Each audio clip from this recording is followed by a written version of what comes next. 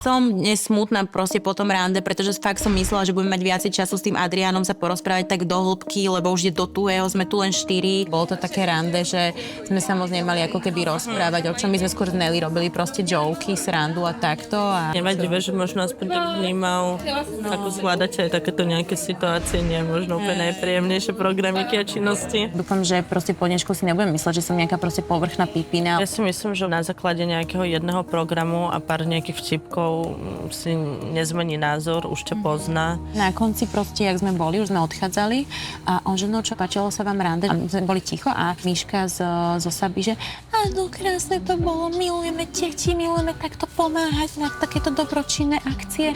Úžasné to bolo, neviem čo. Tak som na navnímal, že tu hrajú proste, že ja si úprimne myslím, že baby to cítili proste podobne, lebo tiež by sa chceli s Adrianom teraz pri konci viac zbližovať, ako proste robiť takúto aktivitu, ale proste ani jedna z nich to nepovie, lebo sú také, diplomatické. Čo ste vyrobili? No, my sme mali samozrejme také niečo, ako ste vy mali včera. Otázky. Áno. S Krištofom. Dobre. Takže nás vyspovedali. Aha. Už si tam o mne narozprávala. A čo si tam mal také? No napríklad, že si povedala, že sme mali pár mesiacov takú odmlku hovorov, debatov. Roky dozadu. Roky dozadu, akože ja som povedal, to bolo aj vplyvom toho, že ma od mojej partnerky bývalej odhovorala jednak ty hlavne a že ty si jej skočila, že si jej dala facku, že...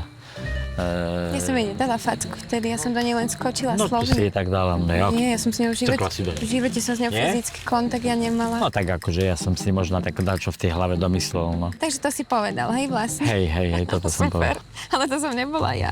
No tak akože ja som si to kusoček prikreslil asi.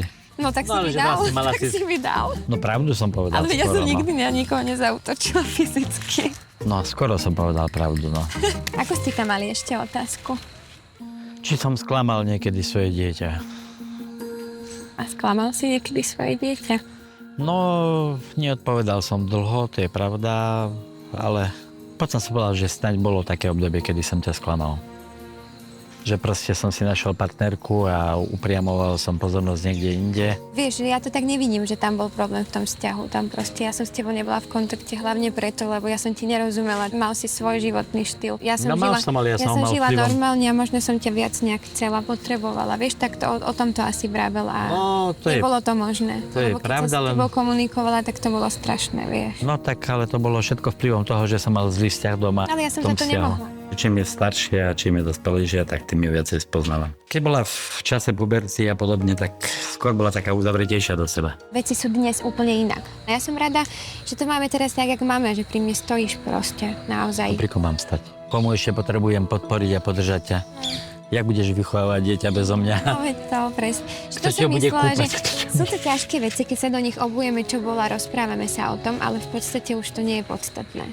Ale mohol by si prosím ti napraviť ten fyzický útok, lebo ja som v živote nikoho nenapadla, hej? Ale jasné, samozrejme je tam. Ďakujem, nechcem mať nejakú nepravdu na krku.